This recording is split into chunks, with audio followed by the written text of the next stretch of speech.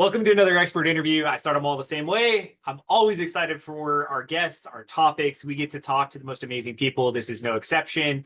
And it's on a topic that is near and dear to everybody because having employees, managing employees, finding good ones, keeping them, it's a topic that everyone could use a little bit better help, nugget, wisdom, anything they can get. And I know, Walter, we're going to dig into weeds on this. So I let my guest introduce himself. Walter, why don't you tell us who you are, what you do, and then we'll dive in.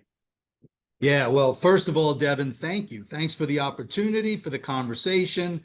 Thanks for the platform. And my name is Walter Sabrin, originally a New Yorker who has found himself in South Florida. Go figure. Maybe I'm the first. And I happen to right now, I am the Chief Talent Officer of a company, Vensure Employer Solutions and Salvo Global. And I'm having just the greatest experience with, talking talent acquisition, recruiting, hiring, retention, all across the board. Devin, started my career as a fledgling, failing tennis player, trying to make it into the become the next Andre Agassi or Roger Federer. And once I learned that that wasn't going to happen, I kind of took my tennis skills to the corporate boardroom, and here we are today. That's fun. So I want to go through a little bit of your journey because I want people to understand, like, they may have heard some people talk about recruiting, but the level, the amount, the complexity that you're navigating with international markets, the years, the volume, like you've done a lot. And so give me the little bit of an ego moment, right? Let's highlight some of these things so people really understand how you're going to approach this conversation. What have you been able to accomplish? Where have you done recruiting for? Let's go a little deeper. Wow. I mean, talk about a great question. I mean, I love this. So, 6.5 years ago, I joined Vensure Employer Solutions. We had about 120 employees. Up to that point, Devin, I was a really good recruiter, excellent, but 100% domestic. I had only recruited in the United States. Venture just enters into a phase of hyper growth. Venture now domestically has north of 6,000 employees. So as a recruiter, it's just been a dream of a position, and it's brought me to just some of the best people, the best leadership I could ever ask for. And you're ready for this, Devin. We also now have over 40,000 employees worldwide. We are in 30 countries. We have introduced we didn't invent it, but we have introduced the world of nearshoring to hundreds, if not thousands of clients, creating a whole new candidate pool for them. And, like you mentioned, what a challenge recruiting is these days. So by introducing them to a whole new talent pool, it's exploded in growth. And now, right, over 40,000 employees later, we're still chugging along. Let's go down that path. I like that setup, and I want to go there because I had an internet marketing company 15 plus years ago, and I mean we priced ourselves really competitive, and I'd always have competitors be like, "Well, how are you delivering the caliber and quality you're delivering?" And I'm like, "Well, because I use this thing called Upwork, which had a different name back then, and we have an amazing international team in Zimbabwe and India and the Philippines, and we've figured out how to get amazing talent at a price that makes sense, that creates better leverage, and actually helps me find the talent that I can't even find in my backyard." Right? So talk to me about why should people consider it, and then let's talk about some best practices after that. Sure. Devin, you ready for this? I just got back from Kenya. I went to Kenya about a month ago, spent 10 days there, and I met just such a great talent force out there. it was a great life experience, but also a tremendous learning experience for me. The Kenyans, by the way, I didn't know this. Their first language is English. I didn't know that. We are, talking about nearshoring because Kenya is a little bit farther away. But we started the company Salvo Global in Latin America, in Medellin, Colombia. And we found an empathetic, hardworking team of people who just wanted to get a good job, who also happened to come to us with two languages instead of one, and could do everything just as good as my American brothers and sisters. Just as good, sometimes better, sometimes worse, but on an average, just as good. And what we do, Devin, is we provide a preview, before anyone hires anyone from Salvo, they get to meet them. So we send a video, we send the resume, a CV, we send a summary, and then they have a live interview before they pay a dime, before they hire someone. So just like in America, it's the same process. You go through the interview, and if you like someone, you hire them. The only difference, Devin, is that they work out of our office in Argentina, in the Dominican Republic, in Belize, maybe Jamaica. So that's the difference. And the cost savings ranges somewhere between 50 and 65% less on the wages. It's astronomical, the fiscal necessity to take a graphic designer. You need to hire a graphic designer, for example, but instead of spending 80 or $85,000 plus benefits, insurance, taxes, you can hire a fantastic graphic designer for 36,000, for 38,000, everything included. So that's a little bit about, what's going on. I can get into the logistics for you, if you want, but the fact that companies get to meet their people first, it's a huge game changer. And I guess our growth is like an example of how it's working. Well, so let's talk to the person that's like, okay, great, I'm going to go do this myself. Like, I can post and try to find talent outside of the US market versus doing with a partner. And I'm a huge advocate for partnering anywhere and everywhere you can, because the sales pitch, and I'll give it, right, is the volume, you figured it out. Like, you figured out how to find the talent, how to retain them, how much to pay them, how to manage them, how to do them. You should probably have best practices. But kind of talk me through that psychology with the business owner of like, do I do this myself, or like, why should I partner with somebody? Yeah. So another, solid question. Devin, in the United States, there's a whole industry, and it's called the Professional Employer Organization industry, the PEO industry. Basically, what that is, these companies like Vensure Employer Solutions, the big one that everyone's heard of is ADP and Paychex. These companies offer HR compliance regulation, the laws of the United States, how to go about, if you own a business, how to make sure that you're not caught with a workers' compensation issue, slip and fall, making sure that you're providing enough accessibility for people with disabilities, maybe, discrimination, do's and don'ts. So in the United States, it's a whole industry. Now, think if you are a US company and the regulations in the US are complicated, how complicated are the regulations going to be outside the US? First of all, do you speak the language? Do you have lawyers and bankers and payroll all arranged there? Because that's what you need to do if you're going to be hiring folks in these different countries. That's kind of what we have done already. And in addition, we bring brick and mortar offices. with high level security. So if you're an individual business owner, Devin, you're sitting in Colorado, you're in Denver. I mean, how do you really know that your employees in Bogota are not copying and printing all of your sensitive documents? See, we know that they're not when it comes to us because we prepare for it. We have high level security. There's no printers on the floor.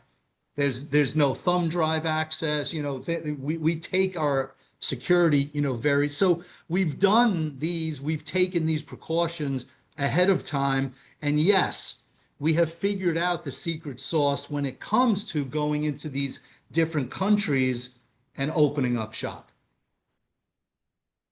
I love that because the cost is one thing, right? Like, sure, we want to save money and we could go hire and screen and get them.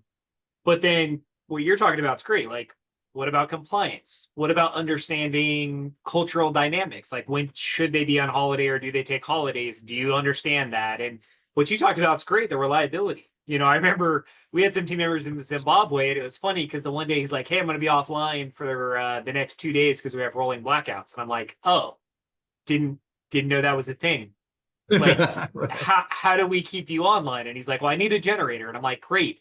How much and can you go buy one? And I'll give you the money." And now all of a sudden it's like, am I sitting here trying to pay extra to get this guy to buy a generator so his power like this isn't in the scope and dynamics of stuff I should care about, right? Like, And what about the weather? What about if there's hurricanes or tsunamis in different parts of the world? There are different weather issues. Generators come into play, multiple redundancies for your IT, for your tech. There's a tremendous laundry list of concerns that you should have that we kind of take off your plate. We've done it already. And when we open up a new country, when we open up a new office, boy, there's a lot of work that goes behind it. So in the making of the secret sauce, it looks all nice and clean and easy, but there is a lot of work behind the scenes. well, that. So talk to me about, the you mentioned graphic design, but rattle off some of the other positions that you're seeing for nearshoring make a ton of sense, just so that the person listening might be able to lean in and go, okay, yeah, I have some of that need, or maybe I should hire that kind of person. Yeah, so I'm going to throw a couple of examples at you, Devin. But first, another statistic that I literally just learned a few days ago, and I've been here since the beginning. We have placed over 770 job titles. Now, I didn't e- I didn't even know that there were 770 jobs in the world. I was shocked by that. So let me give you a couple of examples. First of all, we're very big in the legal industry. We hire attorneys, paralegals, legal assistants, doc review, all the and any type of administrative work. Now, obviously, we cannot hire an attorney who needs to be in court. If someone needs to go into court in Denver, Colorado, well, we have recruiting solutions for that, but it's not going to be at Salvo because they're living in a different country. So anything that could be done administratively, like I mentioned, graphic designer, a marketing manager, someone who is an expert in SEO, getting you on page one of Google. So marketing is a very big, industry for us. Healthcare. Healthcare is such a big vertical. And one of the biggest reasons is the recruiting challenges of today. Everybody seems to be fighting for the same nurse, the same administrator, the same talent that they've been working with for years. Now, again, if a doctor needs to go touch a patient, we can recruit for that, but that's a different service, a different solution. But healthcare, home health, recruiters, schedulers, billing, and anyone who's helping with billing. My company, our company, Vensure Employer Solutions, we have over 2,000 employees working near shore for us full time. They work exclusively for us, and they live in, Latin America and some of the other countries. And us, I think we have about 240 people in our accounting department. Just in our accounting department, we have over 240 people. So there is a tremendous reach over an organization. So whether a company is a five-man or woman shop and they need an executive assistant, they need someone to help them with their calendar, someone to help them with their scheduling, we can accommodate that. Or if it's a Fortune 500 company and they're looking to build an entire call center, a chat room, customer service, we can accommodate with, that also. Love it. That's such a good dynamic to show kind of the scope of what you guys are able to do. Let's talk about, I guess, quick question. Does it have to be, can I only do this if it's a full-time, or can part-time positions work too? Talk to me about that. So part-time positions can work. However, just like here in the United States, most of the time, the top talent is full-time. And at these rates, Devin, with the wages, you're getting a full-time person at a part-time salary. So it almost makes sense. And you look, they're your employee. You can divide up their time as you see fit. So let's just say you have a graphic designer who you only have 25 hours of work. Well, maybe they can help you in other areas of your marketing the other 15 or 20 hours. So, and you mentioned culture, you mentioned the traditions, and in some countries, Devin, they work 45 hours a week, not 40. So there's a bonus also, which kind of it reduces the hourly wage that you may be used to paying.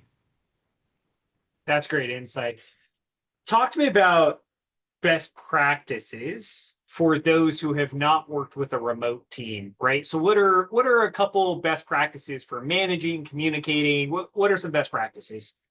Yeah. Often asked, it's always asked in the beginning, well, how can we make this work? When does it not work? I'll tell you when it doesn't work. It doesn't work when you treat your nearshore employee. Now, the name of our company is Salvo Global. We call the employees our solvers. Kind of a cute little catch there. So our solvers, what they do, I forgot the question. Yeah, so best practices or things to avoid. Yeah. The only time this doesn't work, Devin, is when you treat your solvers like something other than your employee. If you partner with let's just go back to the graphic designer. If you're going to treat the graphic designer the same way you treat Sally or John in accounting or Sally in HR, then that's how it works. If it's John's birthday, just why don't invite your solver on a Zoom call, for the birthday song. You're having a training, invite your solver. Look, they are looking at you like any employer, that they've ever had. They're looking for guidance, they're looking for the training, but they're looking for the belonging as well. Send them a hat or a little t-shirt. Let them feel part of the brand. Another thing I've learned is that a lot of the working population outside the United States, they look at working for a US company as like the pinnacle of their career progression. They love it. They strive for it. So if you can treat them just like you treat all your other employees, train them the same way, they're very smart, they'll pick things up, and that's the best way to manage and train your team. Love that. I mean, it seems like a no-brainer, but I think it happens often, especially if you have a remote team and a in-house team. Sometimes there's those weird dynamics. If you're fully remote, maybe it'll feel more, easier to integrate just because it's part of your culture. Devin, post COVID, I think is a big explanation for our explosive growth is because more of the world, more of the United States businesses, they're more experienced and accepting of remote work.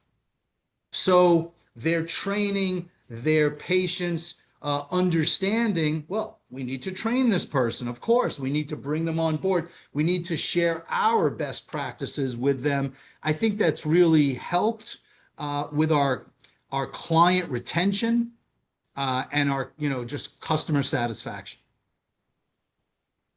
What are some, I guess, I'm trying to figure out which direction I want to go because there's so much to cover when it comes to recruiting. Um, I guess what are some things a business owner should think about or consider when it comes to, who they want to hire? How deep should the job description be? What are some like metrics or things they should bring to the table so that you can help them find a better fit?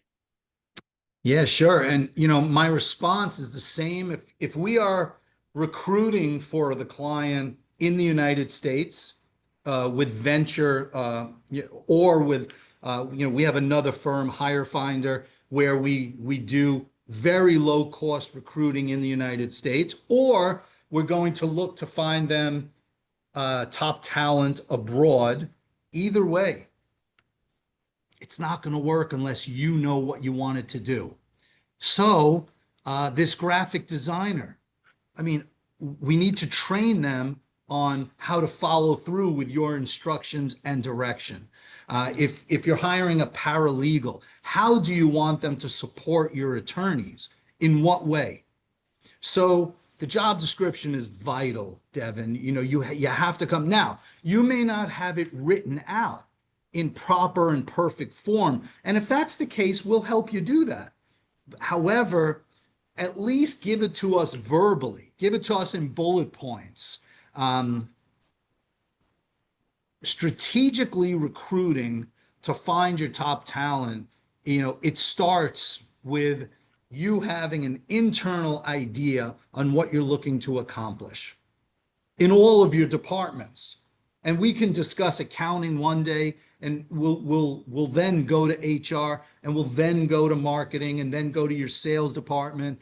But there should be some type of uniformity amongst the organization. And what we find, Devin, sometimes there's internal chaos, and those companies tend to have the highest, I'm sorry, they tend to have the lowest retention rates, and they can't figure out why the talent's coming in the front door and going out the back door.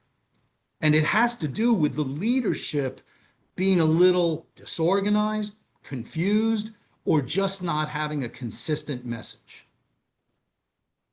I love it. So if you're listening or watching and you're going, yeah, you know what, I need to scale up my talent, or maybe I need to replace some talent, you really need to go through and think about what's the scope, what are we trying to solve, what are the things that are on your plate as an owner or on the plates of your leadership team that shouldn't be, and how do we get some better leverage there? Talk to me about wrong fit, because it happens. I'm sure it happens. What if it is just the wrong person in the wrong company? Is it a skill set issue? Is it a culture issue? Do we just transition them out and replace them? How do you guys handle those situations? Yeah, sure. So before I answer that, I just wanted to, share. This is something I tell all my clients. The way you wrote a business plan to create your company or developed a mission statement. What is your mission? What's your goal here in your business? I think every company should have a mission statement, a business plan with regard to hiring. So, I just want to, throw that out there. Um, Now, when you just asked me what happens if it's not working, are you talking about in the U.S. hiring, outside, or both? Yeah, it's a good question. Let's talk about it. Let's start general. So if you currently have someone on your team stateside that you're not happy with, whether it's through a recruitment agency or not, well, how do you know when it's time to let go? Right, right. So, look, first of all, we all may or may not understand, but just to share with everyone, it is extremely expensive to replace employees. So my recommendation is first, let's try to train them up. Let's try to train them into becoming the employee that we are looking for. And look, if they've checked out mentally, that's one thing. If they're not understanding and they're trying, they're striving, to maybe get it, or to do the right job, the good job. Well, first of all, maybe they're not in the right spot. Maybe we hired them and they're just like my chief sales officer always says, you have to find the right people in the right seat on the bus. It's not just getting on the bus, you got to be sitting in the right seat. So, first of all, do they have the right job? Maybe you give them some assessments to assess their skill sets for that particular position. Now, if they're in the right job and it's not working out, have you trained them? Have you given them the attention?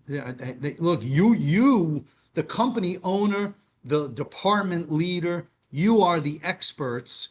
So share some of that knowledge. If the answer is yes, we've trained them, we've done everything, that we can. Sometimes it's just not working out and they do need to part ways and it could be unfortunate. The one thing I would do, I would always have an exit interview and I would always look in the mirror. I would always look in the mirror and ask, what could we have done differently to maybe have kept John or Sarah in this position? Was it all their fault? Look, usually it's a combination. It's a combination of the employee and the employer being at some fault. Also, just something to look at. There is an expression which I feel does have some truth. People don't quit companies, they quit managers. So I'm just saying, maybe you want to take an extra look at your leadership. Who's managing the team? Are they the right leaders to bring the talent up from where they're hired to where, we want to take them to keep the employees career-wise satisfied and also to get the job done efficiently for the employer. Man, Love I that. went off on a tangent. I That don't know if that I was don't know what great. I answered, Yeah. but yeah, okay, sorry. No, I loved it. That was good. It's got me thinking about some other stuff. Let's stay stateside for a second, and I want to talk about compensation, benefits. Like, what is it taking to keep good stateside talent or recruit them? Because I feel like this is something people are missing, and it's such a competitive market now. You probably can't do what you were doing before. Well, I do agree. I do agree. You cannot, and you know what companies used to do before?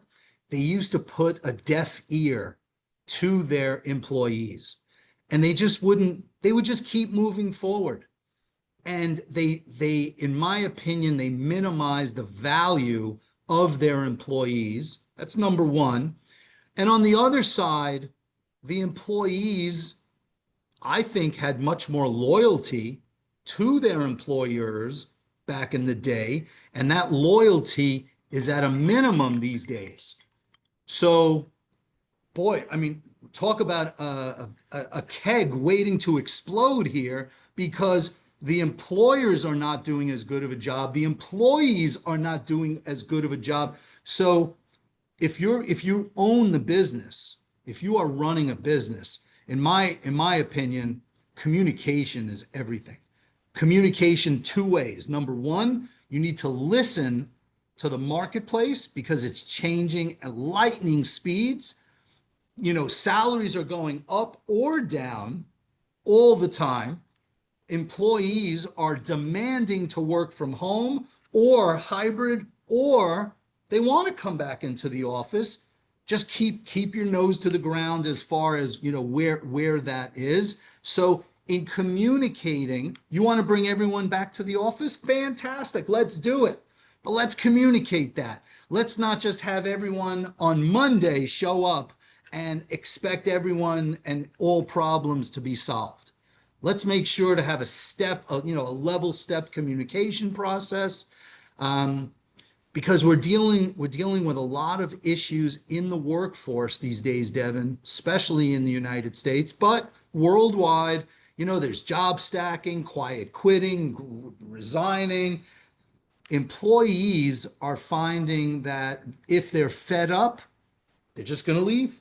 They're going to walk out the door much more often than sitting down with the management team, maybe trying to work things out, maybe trying to understand what's my employer trying to accomplish here? Why am I not listening? But it is, in my opinion, a double-edged sword that hopefully, as we move away from COVID, as the years move away, then the communication will get back to, maybe a sufficient level. I love that your answer focused so much on communication because I think that's like that is the heart of it, right? Do you actually understand what your employees are looking for? Do they understand what you're trying to accomplish? Like, have we communicated? And then even in your answer on like a bad alignment, like, well, who's responsible? And you got to take some of that. So I want people to hear that, right? You've got to start taking a little bit of ownership here. You've got to be a little creative. You got to be thinking ahead, or you may wake up and be losing some key team members, and that sucks. Like that's an expensive problem. But don't we all have to be accountable here? Because I don't know if you've ever lost a job, Devin, but most people have. And when you lose a job, don't you have to look in the mirror also? If you get let go, you have to look in the mirror. But when people leave your company, yes, the management team, the employer has to look in the mirror also, because it's hardly ever 100% on either side their responsibility and fault. And if I could add one thing to my answer where I really brought out communication, it would be communication and accountability on both sides. Love it. Talk to me about so you said pay's going up and down. What about like healthcare, retirement accounts? Like, are you seeing people wanting that stuff? Would they rather just have more pay? Would they rather have flexibility in their work? Are you seeing any trends in any of the buckets people should be aware of? But you're bringing up such great points because I don't know. I don't know what's important at your company, but ask your employees, find out. And boy, I don't know. I get very confused with, is it generation X, Y, Z, beta, alpha? I'm not sure what the generations are, but to some large segments of the population, Devin, benefits are much more important than money. Culture is more important than benefits. I mean, having daycare is much more important. So if I'm running an organization today, it's all important. Now, we can't offer every top benefit in the world. It's too expensive. We know that. So let's pick and choose. Pick and choose based on what's important to your employee population. Let's pick. And if I'm an employee, I'm going to be vocal about the type of benefits I need when I'm interviewing. And in my lifetime as an employee, I want to let management know respectfully, professionally, that these benefits, compensation, culture, this is what's important to me to try to bring, whether it's affect change, whether it's at least just to let the employer know this is what's important to me. And as from the employer's side, yeah, let's find out. And Devin, I got to tell you, there are more interesting benefits out there than ever before. There's pet insurance, there's massages at the desk, there's, washing of the cars in the parking lot. I mean, there's dry cleaning being brought. I mean, there's lots of different unique benefits that a lot of companies have. And you know what? Unfortunately, a lot of companies can't afford these benefits. So to those companies, I say, let's get creative. How about cup of coffee Thursday? Every Thursday, just a cup of coffee to your employees where maybe you congratulate someone for the biggest accomplishment of it. You can get really creative on a shoestring budget, as well, because I don't want to think every business owner needs to have dry cleaning provided, for their employees. Well, but let's go down that path though, right? Because I think, investing in your team versus perceiving your team as a cost and the things associated with it's a very big mindset shift. And I know, having owned a lot of companies and done a lot of hiring, yeah, there are those realities like, damn, things are tight, and I get it. But you mentioned it, the cost to replace an employee, it's staggering, right? So talk to me about that. Like, let's actually dig in a little bit to help people understand. Like, if you're losing team members, what's the actual cost? Yeah, some studies say the cost is from 3 to 5 times the salary.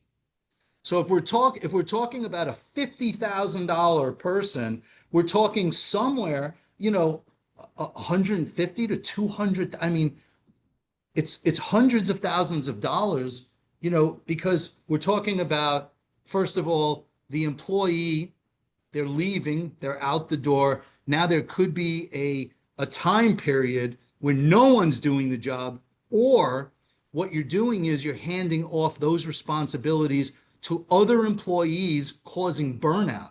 So now you have burnout, which is affecting not just this position, but the position of the people who are covering for that emptiness. Then what is the cost of filling that role? Are we using an agency where the cost is 40, $30,000, $20,000 to fill the role? Even if we're using cost-effective solutions, it's still going to, it's going to be very costly. So that's why I do feel that the exit interview, and by the way, it could be casual. It doesn't need to be a Fortune 500 type of an exit interview. It literally can be a casual. So what didn't work out? Please, I'm just looking to learn what didn't work out, and hold off your emotions. Listen and take notes, and don't be defensive, because it doesn't matter what we think, what you think as an employer. The employee's perception is their reality. Learn from it. Sometimes the employer gives a message and it's received in a different way. But Devin, you brought up, yeah, there are, there's crazy sock Wednesday. There's, having a crazy hat contest. So employers are actually doing and looking for creative ways to keep a positive culture, because this is the day of, and I don't like it, maybe because I'm a little old school. I don't love the expression, but there is, the expression work-life balance. And whether we want to embrace it or not, it's out there. There are there are many people who go into an interview and they bring it up. What's the culture?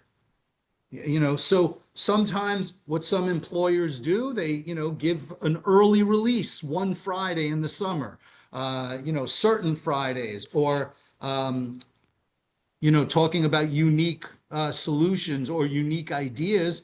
Some companies are adapting 40-hour work weeks. So do your 40 hours Monday through Thursday, you get Friday off. I mean, if you can finish and accomplish all of your tasks and responsibilities at the end of Thursday, enjoy Friday. So there's lots of creative ways that the culture in companies is actually improving. Love it. That gave me, I have like a couple random questions. So, what's the best or couple best interview questions? Like, as someone who's interviewing people, what are a couple questions I should ask and why? Yeah, I heard one today. You ready? I heard one today. Um, you're blindfolded. Okay. So, Devin, you're in a room, you're blindfolded, and there are 100 quarters on a desk. Okay. Half of them, 40 of them are heads up. No, I'm sorry. 50 of them are heads up, 50 of them are tails up. Okay. You're blindfolded. And what you want to do is you want to divide half of the quarters in heads and half of the quarters in tails. But their heads and tails are totally random. So they're scattered throughout. How are you going to do that in 10 seconds? You have 10 seconds to divide it equally, where heads will be on the left and quarters will be on the right. The point of the question, Devin, first of all, there's no answer because you're blindfolded and you only have 10 seconds. But the point of the question is, how will you answer it? What will your response be? First of all, will you panic? Will you try to look at it analytically? Will you speak coherently? It's kind of like a Google-esque type of a question. So that's a question that someone gave me earlier because they were looking to find how candidates did in critical thinking. So maybe that's a little specific, but ask, and this is a pet peeve of mine.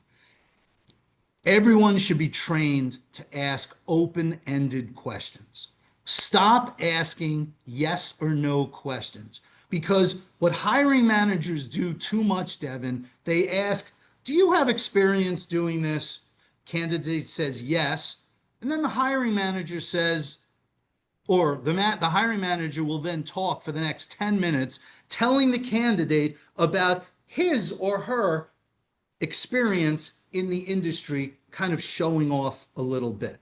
The point of the interview is to learn from the candidate, not as much the other way around. You're trying to see if it's a good fit. And that's from the employer's standpoint.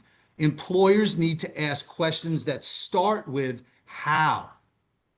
Tell me about a time that. Ask for stories. Ask for a time where you had success, a time where you struggled. How did you get along with your leadership team? Why? Not could you, do you? Not would you? Ask questions that will get the candidate speaking, which will also open up other subjects, other areas. And that's where I feel too often I ask a candidate, how'd the meeting go? Well, it was about 45 minutes. I spoke for 5. The hiring manager spoke for 35 minutes. So yeah, that would be my certainly suggestion on one of them on how to interview.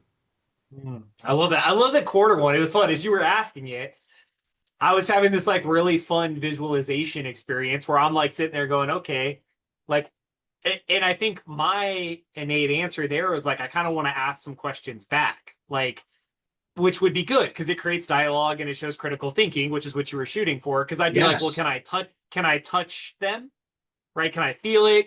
But again, I love it because now you're forcing them to get very uncomfortable and then really get into this problem solving zone, which I, generationally, there's a huge issue here in people's ability to critical think. And Devin, if someone says, you know what, it's impossible. I mean, if that's their answer and they come to that answer really quickly, are they going to be quick to coming to, judgments without giving it, the thought? And it's funny you mentioned because several people that we've asked, yeah, they brought up that, well, if there wasn't the 10-second rule, I would feel all the quarters because the heads feels different than than the tails side of it. So I could do that. However, the 10 sec and then the questions, yes, this is what you want to get from the answer, because again, there's really no answer.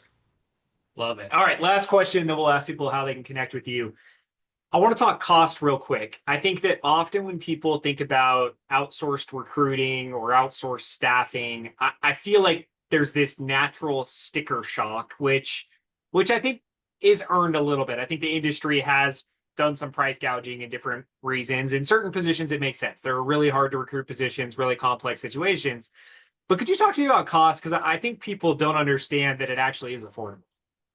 Yeah, sure. So, Devin, again, we have there are different recruiting solutions for different issues. If we're looking to hire people who can work remotely, again, it's a 60 to 65% saving on the salary, and there's no recruiting costs. There's zero recruiting costs. So you're not getting charged to look at candidates. You're not even getting charged when you hire your employees, your solvers. There's absolutely no fees tacked on top of that. If you're hiring in the United States, the recruiting costs can be, you ready for this, for as little as $1,000 a month. So $1,000 a month, you're getting a team of recruiters, you're getting the job boards, project managers. It really can be affordable, Devin. So I totally agree with you. There is a stigma that has been attached. And one of the reasons that the costs are so low, at least in our case, is that again, Vensure is a pretty decent sized company, over 6,000 US employees. We have, I think we have about 140,000 clients. So a large number of clients across the world. Our average client size is like 26 employees. So a lot of people don't know that about us. Our average clients is a small and mid-sized business. They can't afford a huge recruiting budget. So we came up with cost-effective solutions to help them find top talent, but in an affordable manner. Love that. I love that you highlight it again. I just want to make sure we caught that because I don't want people listening to be like, this is all great, but I can't afford. No, like have a meeting, take the meeting, explore. And as I tell anyone that's shopping any vendor, get through the process. Like you don't know. Get to the end, get the quote, get it in your hand, ask a bunch of questions, and then you can make a decision. Does it fit your budget? Does it fit what you're trying to do? Does the investment versus cost? But in any vendor decision, get the real data. I mean, look, isn't that the same with prospecting? Isn't that the same in our personal life? I mean, right, let's try to get all the information, first. So, yep, couldn't agree more. And thanks for asking that, even that last question, because yeah, one of my goals in life over the next, few years is to spread the word and share the gospel that recruiting does not need to be a 30% of the first year base salary all the time. There are exceptions, Devin, like you mentioned. Sometimes we are looking for a left-handed, red-headed brain surgeon. And in that case, yeah, there may be six in the entire country. Yes, that's going to take a lot of resources. That could be really expensive, but we're not always looking for that. There's other solutions. Perfect. That's a great wrap. I love that. So, how can people reach out to you? What's the best way to connect with Walter, connect with your company? Give us some info. Devin, you're going to have to tell me if I'm the first person to ever say this on your broadcast, but I am very confident that I am the only Walter Sabrin in the world. There's no other. So you can find me on LinkedIn, Walter Sabrin. You can find me on Facebook, Instagram, etc. Our website is vensure.com. That's Vensure, venture.com, or salvoglobal.com. Salvo like the car Volvo, but with an S in the front, salvoglobal.com. I'm not going to give my email or phone number necessarily here, but I'm really easy to find. I'm a high, I'm a high, I use LinkedIn a lot. So what am I trying to say, Devin? I'm a high user. I say hit him there. I Right. love it though, man. But all those links will be wherever you're watching. If you're on YouTube, that'll be below. If you're watching this inside the community, we'll drop those links below. If you're listening to this on some random platform, I promise the links are probably somewhere on the page. And it's true. Just go connect with him. LinkedIn's great. Make sure you guys collaborate. Walter, thank you for sharing your wisdom and knowledge with us. We covered a lot of ground. I appreciate you, brother. Thanks for the time. Thanks, Devin. Really appreciate it.